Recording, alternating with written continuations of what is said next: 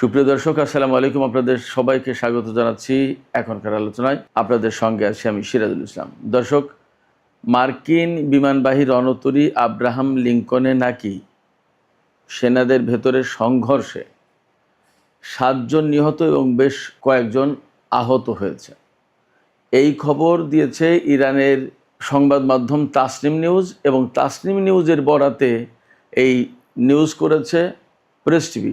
এছাড়া Times of ইন্ডিয়াও এই news দাবি আকারে প্রকাশ করেছে, অর্থাৎ অমুক সূত্র দাবি করেছে, এইরকমভাবে করেছে। আমিও দাবি আকারেই বলছি, এই কারণে যে ইরানি গণমাধ্যমে পাওয়া গেছে এই খবর, এবং ভারতের যে টাইমস অফ ইন্ডিয়া বললাম, যদিও তারা বিশ্বস্ত মিডিয়া, তারা দিয়েছে, বাট দাবি আকারে। আমিও সেই জন্য বলছি, পশ্চিমা গণমাধ্যম বা আল জাজিরা বা পাকিস্তানি গণমাধ্যম এই সমস্ত কোনো গণমাধ্যমে এই খবরটা আসেনি। সেই কারণে আমি এখনও এই খবরটা দাবি আকারেই বলছি যে ইরানি গণমাধ্যম দাবি করেছে যে মার্কিন বিমানবাহী রণতরী আব্রাহাম লিঙ্কনে 7 জন নিহত এবং বেশ কয়েকজন সেনা আহত হয়েছে। এদিকে ইরানের বিপ্লবী গার্ড বাহিনী বা আইআরজিসিতে প্রধান কমান্ডার হিসেবে নিয়োগ পাওয়া মেজর জেনারেল আহমদ ওয়াহিদি তিনি বলেছেন, ইরানের সর্বোচ্চ নেতা আইআরজিসির কাছ থেকে যা প্রত্যাশা করেন তার পুরোটাই পূরণ করার চেষ্টা করা হবে। এদিকে মাসুদ পেজেশকিয়ান, ইরানের প্রেসিডেন্ট, তিনি নতুন করে যে 6 সেনা কমান্ডারের নিয়োগ তাকে স্বাগত জানিয়েছেন, এবং তিনি বলেছেন ইরানের সামরিক বাহিনী যে কোনো পরিস্থিতি মোকাবেলার জন্য প্রস্তুত রয়েছে। আর জাতীয় নিরাপত্তা পরিষদের সচিব হিসেবে নিয়োগ পাওয়া মহসিন রেজাই তিনি বলেছেন, আমেরিকা যতক্ষণ পর্যন্ত না ইরানের শর্ত পূরণ করবে ততক্ষণ পর্যন্ত হরমুজ প্রণালী খোলা হবে না। এপাশে লোহিত সাগরের জাহাজে হামলার ঘটনা ঘটেছে এবং 6 জন নিহতের ঘটনা আছে। পাশাপাশি ওমান উপসাগরের কাছাকাছি থাকা একটি জাহাজে আমেরিকা হামলা চালিয়েছে এমন খবর পাওয়া গেছে। তাতে যে পরিস্থিতি তৈরি হয়েছে, সেখান থেকে প্রশ্ন আসছে, হরমুজ প্রণালী কি তাহলে এখনই খুলছে না? এবং আমেরিকা আর ইরানের মধ্যে যে চুক্তির কথা বারবার ডোনাল্ড ট্রাম্প গত সপ্তাহে বলছিলেন যে আজকের ভেতরে বা কালকের ভেতরেই চুক্তি হয়ে যাবে, সেই চুক্তির সম্ভাবনা কি তাহলে একেবারেই ক্ষীণ হয়ে গেল? এর চেয়ে বড় প্রশ্ন হচ্ছে, নতুন করে কি আবার আমেরিকা এবং ইরানের মধ্যে সংঘর্ষ শুরু হতে যাচ্ছে? আর এই যে আব্রাহাম লিঙ্কনের যে খবর পাওয়া গেল ইরানের গণমাধ্যম থেকে যে 7 জন নিহত হয়েছে, আসলে এই বিষয়টা কি এবং এর সাথে আরও কি কি বিষয় জড়িত? সুপ্রিয় দর্শক, এর সাথে আমরা আর একটা বিষয়ও যুক্ত করব আজকের আলোচনায়। সেটা হচ্ছে যে হরমুজ প্রণালী এবং আমেরিকা ইরানের মধ্যকার গত 2-3 দিনের নতুন করে যে উত্তেজনাকর কথাবার্তা, তার প্রেক্ষাপটে কিন্তু আন্তর্জাতিক বাজারে তেলের দাম বেড়েই চলেছে এবং শেয়ার মার্কেটে উদ্বেগ উৎকণ্ঠা বাড়ছে, অস্থিতিশীলতা বিরাজ করছে। সুপ্রিয় দর্শক, এই বিষয়গুলো নিয়ে এখনকার ভিডিওতে বিস্তারিত কথা বলার চেষ্টা করব। আশা করি আপনারা শেষ পর্যন্ত সঙ্গে থাকবেন, আর ভিডিও ভালো লাগলে লাইক কমেন্ট শেয়ার করবেন এবং চ্যানেলটি সাবস্ক্রাইব করে সাথেই থাকবেন। দর্শক, চলুন বিস্তারিত আলোচনা করি। প্রথম খবর যেটা বলছিলাম, যে মার্কিন রণতরী ইউএসএস আব্রাহাম লিঙ্কন, এটা প্রায় 9 মাস ধরে ভারত মহাসাগরে মোতায়েন করা রয়েছে। লক্ষ্য ছিল ইরানের বিরুদ্ধে যুদ্ধ করা। 2025 সালে অর্থাৎ গত বছরের নভেম্বর মাসে এই জাহাজ ভারত মহাসাগরে মোতায়েন করা হয়, এবং তখন ডোনাল্ড ট্রাম্প বিশ্বের সর্বাধুনিক এবং বৃহৎ যুদ্ধ জাহাজ হিসেবে, বিমানবাহী রণতরী হিসেবে ইরানকে ভয় দেখিয়েছিলেন। এবং এই জাহাজ মোতায়েন করার পর তিনি মার্কিন কর্মকর্তাদের কাছে প্রশ্ন করেছিলেন যে ইরান ভয় পাচ্ছে না কেন? আমাদের সবচেয়ে গুরুত্বপূর্ণ রণতরী মোতায়েন করলাম ইরানের একেবারে উপকূলের কাছাকাছি বলা যায়, তারপরেও তারা ভয় পাচ্ছে না, তারা নত হচ্ছে না, তারা চুক্তি করছে না, তারা আলোচনা আসছে না, ব্যাপারটাকে। তার মানে তিনি প্রথম দিকে এই জাহাজ মোতায়েন করে ভয় দেখাতে চেয়েছিলেন, কিন্তু আস্তে আস্তে আস্তে আস্তে সেটা শুধু ভয় দেখানোর পর্যায়ে না, একেবারে যুদ্ধের কাজেই জড়িয়ে পড়েছিল। এবং এই জাহাজ মোতায়েন করে এখন দেখা যাচ্ছে আমেরিকা এক ধরনের ঝামেলার ভিতরে পড়ে গেছে। ঝামেলার ভিতরে পড়েছে কি? এই জাহাজ মোতায়েন করার পরে 8-9 মাস চলে যাচ্ছে, সেনাদের কোনো ছুটি নেই, কোনো বন্দরেও ভেড়ার সুযোগ নেই। শুধু তাই না, মার্কিন গণমাধ্যমে একেবারে সব অনেক অনেক গণমাধ্যমে, আমেরিকার প্রভাবশালী প্রথম শ্রেণীর সমস্ত গণমাধ্যমে খবর এসছে যে এই আব্রাহাম লিঙ্কনে সেনারা খাবার দাবারের সংকটে পড়েছে। কোনো কোনো দিন এমন যাচ্ছে যে আধা কাপ ভাত আর 2 পিস গোশত এই খাওয়ানোর ব্যবস্থা হচ্ছে। খাবার দাবারের সংকট, তাদের লন্ড্রি সিস্টেম প্রায় 2 সপ্তাহ বন্ধ ছিল, কাপড় চোপড় পরিষ্কার পরিচ্ছন্ন করার কোনো ব্যবস্থা নেই, এমন হয়েছে। সেনারা অভিযোগ করেছে তাদের শাওয়ার সব ফাঙ্গাস পড়ে ছত্রাক পড়ে নষ্ট ফষ্ট ময়লা নোংরা হয়ে গেছে, ওয়াশরুমগুলো ব্যবহার করার কোনো উপায় নেই। দীর্ঘদিন ব্যবহারের ফলে, দীর্ঘদিন সমুদ্রে থাকার পরে এগুলো পরিষ্কার পরিচ্ছন্নতা করার কোনো ব্যবস্থা নেই, মানে রেগুলার নেই। 8-9 মাস ধরে একটানা মোতায়েন। এই যে দীর্ঘ মোতায়েন, যুদ্ধ ক্লান্তি, অবসাদ, মানে অবশ্রান্ত হয়ে গেছে তারা, ক্লান্ত শ্রান্ত।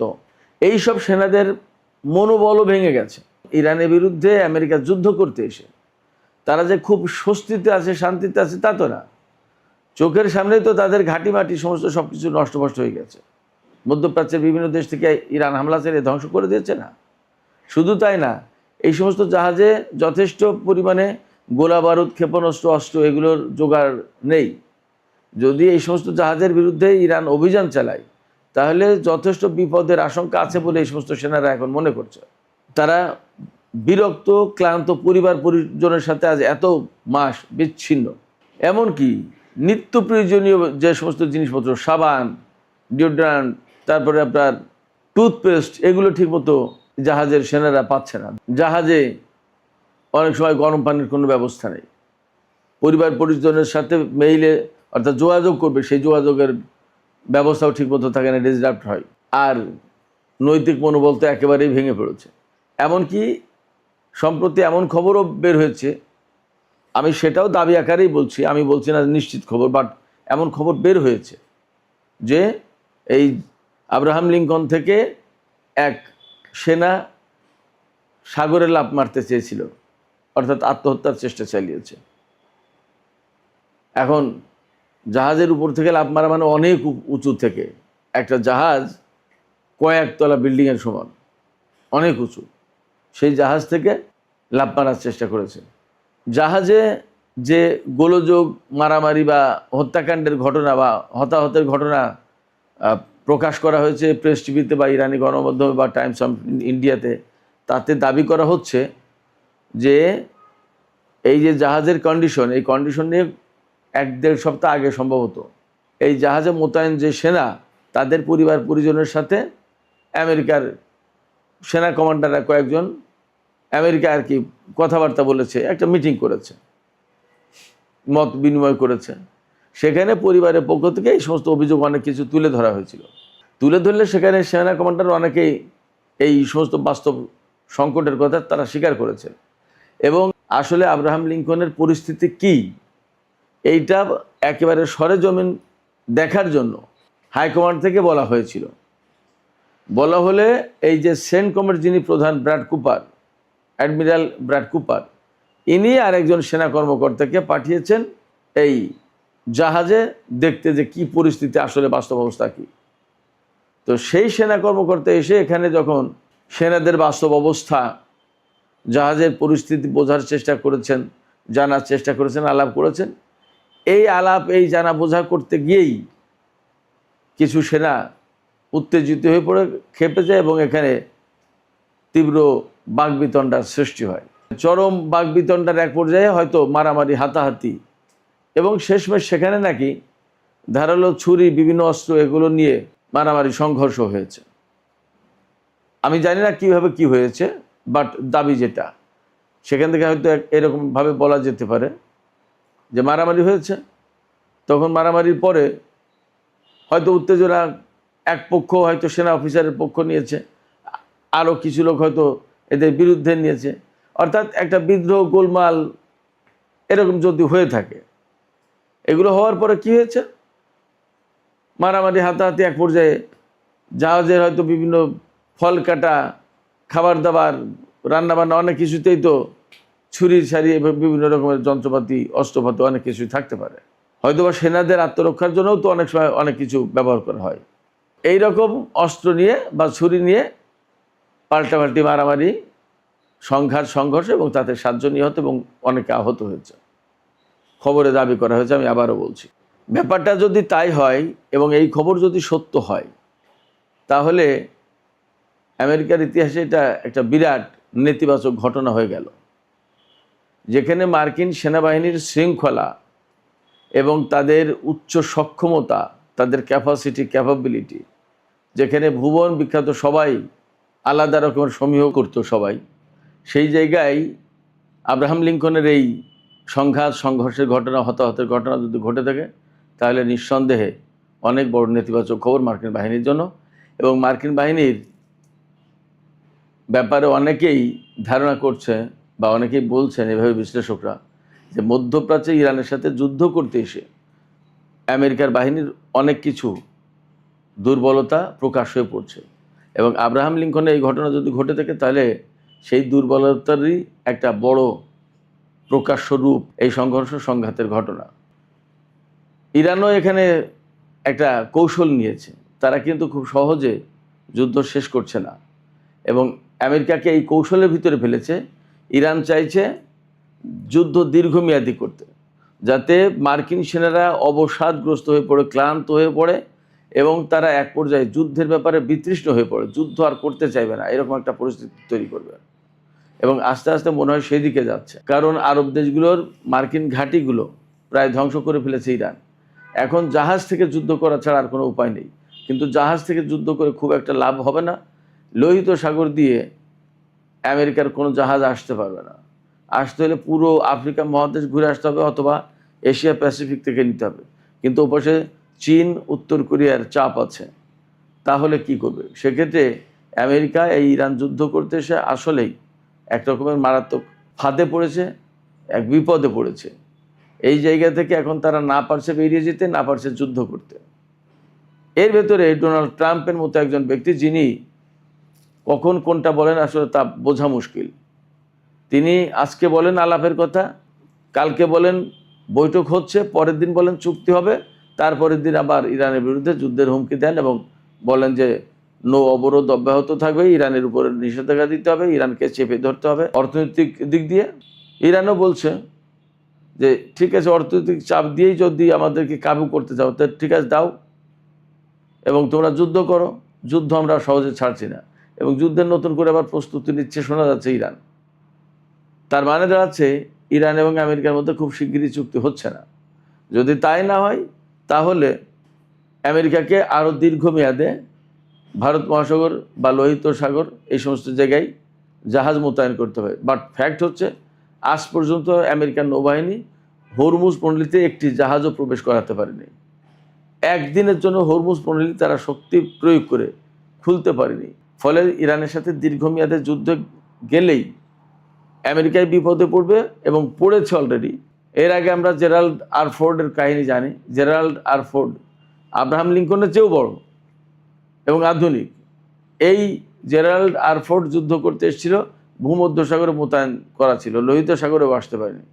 সেই জাহাজ বলা হয় লন্ডন থেকে আগুন লেগে 200 সেনা আহত হয়েছিল এবং সেই সেনাদের চিকিৎসা করানোর জন্য নিয়ে গেছে গ্রিসের ক্রিট দ্বীপে এবং সেই জাহাজ এক পর্যায়ে নাকি আমেরিকায় চলে গেছে। আবার কখনো কখনো বলা হয় যে গ্রিসের কোনো ডকইয়ার্ডে সেই জাহাজ মেরামত করা হচ্ছে, নানান রকমের কথা আছে।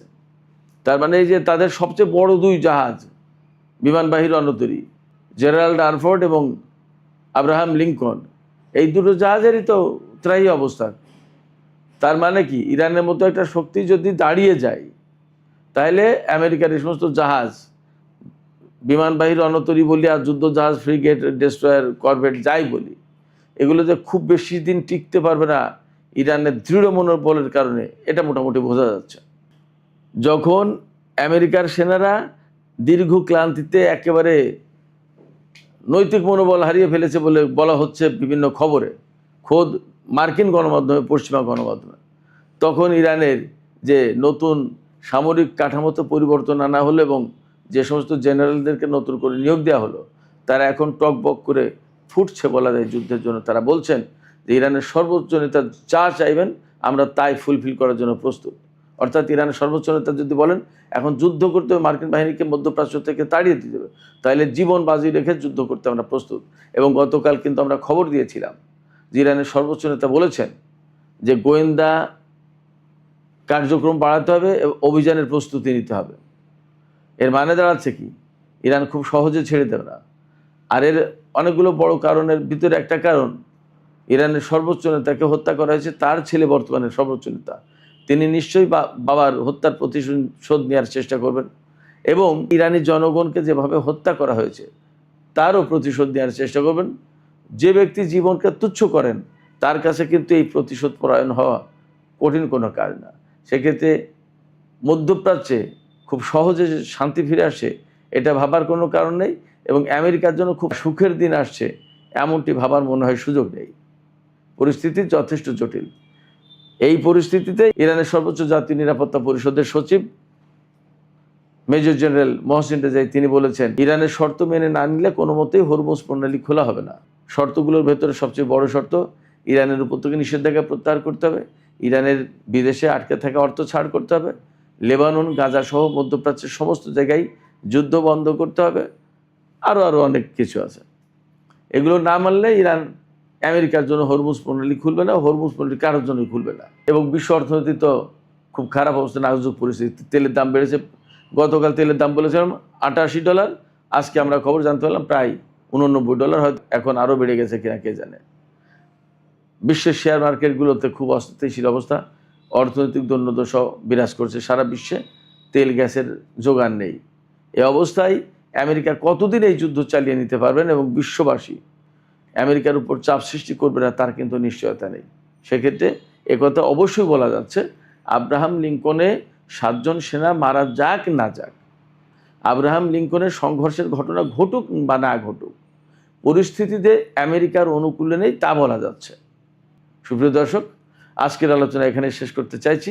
আলোচনা শেষের আগে আপনাদের মতামত জানতে চাওয়া, আপনারা কি মনে করছেন আব্রাহাম লিঙ্কনের যে ঘটনার খবর পাওয়া যাচ্ছে সেই ঘটনার সত্য মিথ্যা যাই হোক, আসলে যা পরিস্থিতি তা তো এমনটা মনে হচ্ছে যে এইসব সেনা তারা আর যুদ্ধ করার মনোবল রাখছে না, বরং তারা যুদ্ধ করার মনোবল হারিয়ে ফেলেছে।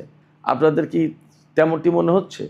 আপনাদের কি মনে হচ্ছে যে আরও 2-4 মাস 5 মাস যদি যুদ্ধ করতে হয়, সেই যুদ্ধ টেনে নিয়ে যাওয়ার অবস্থা আছে আমেরিকার সেনাদের, তাদের যে মনোবলের যে পরিস্থিতি আমরা দেখতে পাচ্ছি? আপনাদের মতামত জানিয়ে কমেন্টে লিখতে পারেন।